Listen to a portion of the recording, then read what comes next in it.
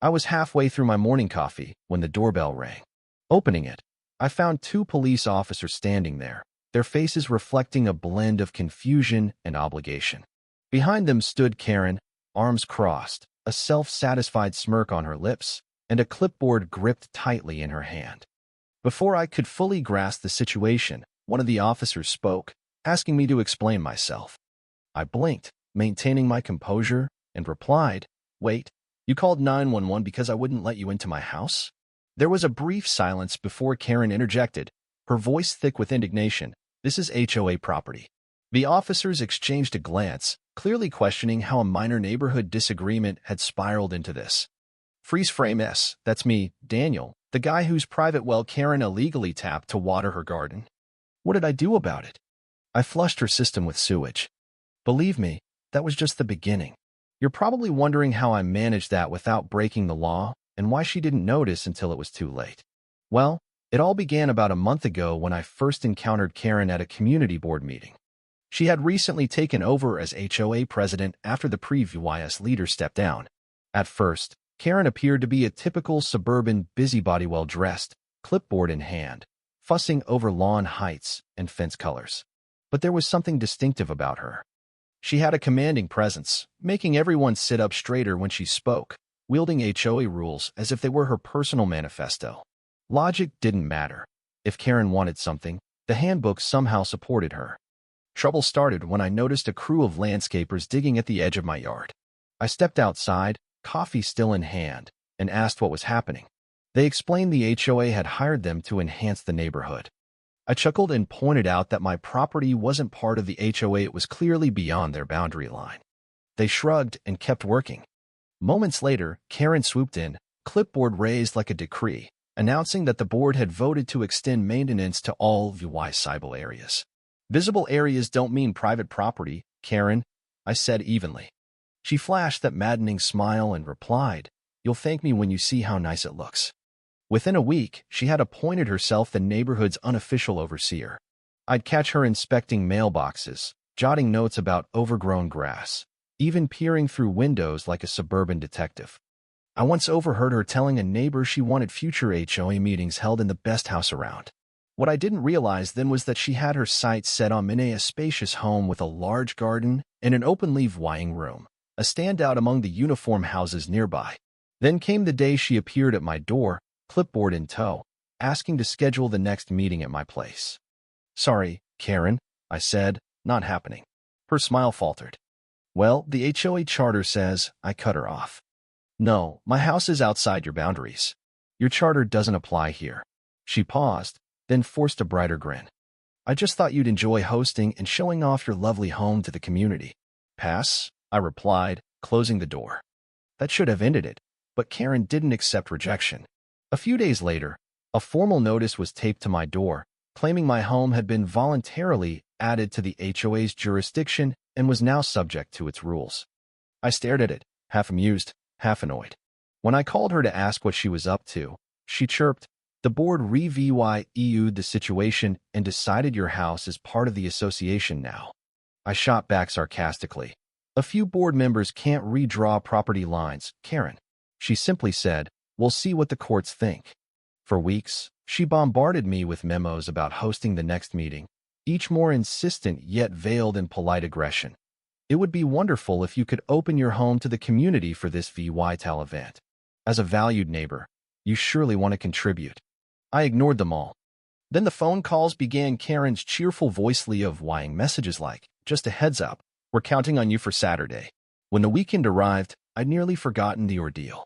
Then I glanced outside and saw her on my lawn with a small group, pointing at my house and whining her clipboard like a maestro. I stepped out, eyebrow raised. "What are you doing here?" "Oh," she exclaimed, feigning surprise. "We're just setting up for the meeting." "No, you're not," I said firmly. "I told you, no meeting here." Her expression hardened. "This is HOA property." I couldn't help but laugh. "Karen, you don't have jurisdiction over my house, no matter how much you wave that thing around." She huffed, turned to her entourage, and declared, "Fine, I'm calling the police." I froze. "Wait, you're calling 911 because I won't let you use my house?" "I am," she snapped, pulling out her phone. You're obstructing community business. When the officers arrived, Karen played the victim masterfully, acting as if I'd committed a heinous offense by denying the neighborhood a meeting space. I explained the situation calmly, and the cops, to their credit, seemed more amused than concerned. They asked for the HOA's documents. Karen fumbled, producing nothing valid. One officer turned to me. "So, you're the homeowner?" "Yes," I said. "And this is an HOA property?" "Correct," I replied. "I've got the paperwork right here." He nodded, then told Karen, "Ma'am, you can't force someone to host a meeting in their home. This isn't an emergency, it's a civil matter. Take it to a lawyer." As the officers left, Karen glared at me, her eyes full of spite. "You'll regret this," she hissed, storming off. I grinned. I didn't know what she'd try next, but I suspected it would backfire. Things calmed down briefly, but I wasn't foolish enough to think she'd given up. Sure enough, a new letter arrived, delivered by a jittery board member who fled after dropping it off. It was another official-looking sham, complete with a fake seal, claiming the HOA had formally annexed my house after a thorough review. It cited non-existent rules and vague votes for your fiction. "She really thinks she can invent laws," I muttered. Legally, it was meaningless, but ignoring Karen never worked. She'd keep pushing until I pushed back. So, I called my friend Michael, a no-nonsense attorney who thrived on dismantling petty disputes. When I told him the story, he laughed. HOA tyrants are the best. They never realize how flimsy their case is until it's over. "Send me that letter, I'll draft something she'll regret." While Michael worked, I dug deeper. Karen had pulled this before, claiming properties were HOA territory because they benefited from community perks. One neighbor said she'd fined them for painting their house an unapproved color. Another mentioned unauthorized landscaping fees. She relied on bluster and persistence, not evidence. Some gave in to silence her. Others, like me, stood firm. The more I learned, the clearer it became that she'd overstepped so much that even the board was wavering. Residents whispered she'd forced the last president out. Her support was crumbling. Michael called back with a letter sharp, professional, and airtight. It dismantled her claims with property law and HOA bylaws, warning of legal action if she persisted. "Send it to the whole board," he said. "She'll hate it." I held off, letting her stew, while I gathered more old letters she'd sent neighbors, a recording of her barking orders at a meeting. She'd built a house of cards, betting no one would challenge her. When I finally mailed the letter to the board, Karen called me within hours, her voice shaking with fury. "You can't just," I cut her off. "You're done, Karen. My lawyer's on it. Your power trip's over." She hissed, "You have no idea what you're doing," and hung up. For the first time in weeks, I felt lighter. She wasn't finished, but her leverage was gone. I'd exposed her, and she was running out of moves. Soon, neighbors who'd avoided me began nodding hello. A few thanked me for standing up to her. One quiet guy, Tom, handed me a stack of old HOA papers. "She's been bending rules forever," he said. "Maybe you can fix this." The documents were gold proof of fines without approval, rewritten rules without votes, personal vendettas she'd pursued. At the next board meeting, I arrived prepared. Karen sat at the head, clipboard poised, smirking like she'd already won. When the agenda reached her jurisdiction expansion, she leaned in. "As you know, the board voted to include certain properties for a better neighborhood. One resident resisted, but our decision stands." I spoke up. "There's a problem, Karen. Your decision's illegal, and I've got proof." The room buzzed. She stayed calm. The board followed procedure. "If you disagree, write a complaint." "I'm past that," I said, placing my evidence on the table. "This is your overreach, your rule-breaking, your abuse of power. It's not just it's a pattern." Her face tightened. "That's a big pile of paper, Daniel, but it doesn't change our authority." "Actually," I said, "it does. Your vote was invalid, no quorum, no jurisdiction. It's illegal." Silence fell. Board members shifted uncomfortably. Some nodded faintly.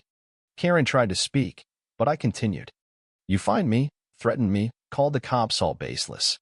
I've got statements from others you've bullied." "It stops now." Her composure cracked.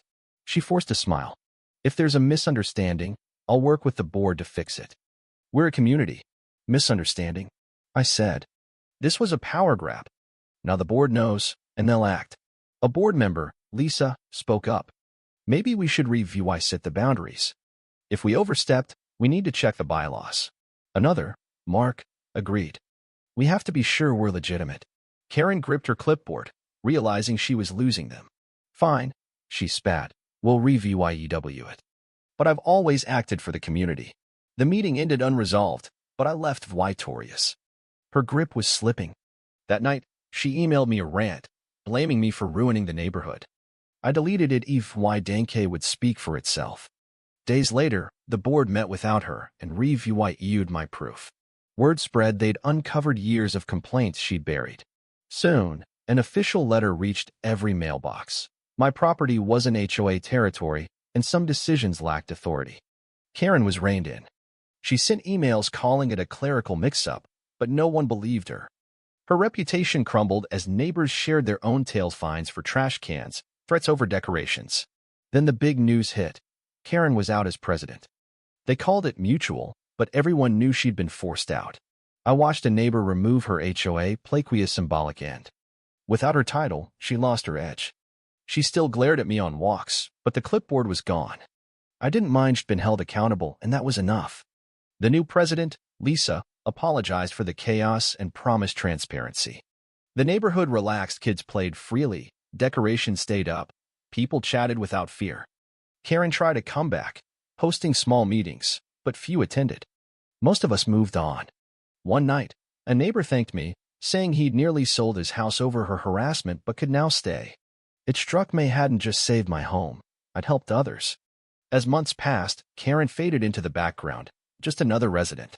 The community thrived: block parties, open board updates, no more nitpicking.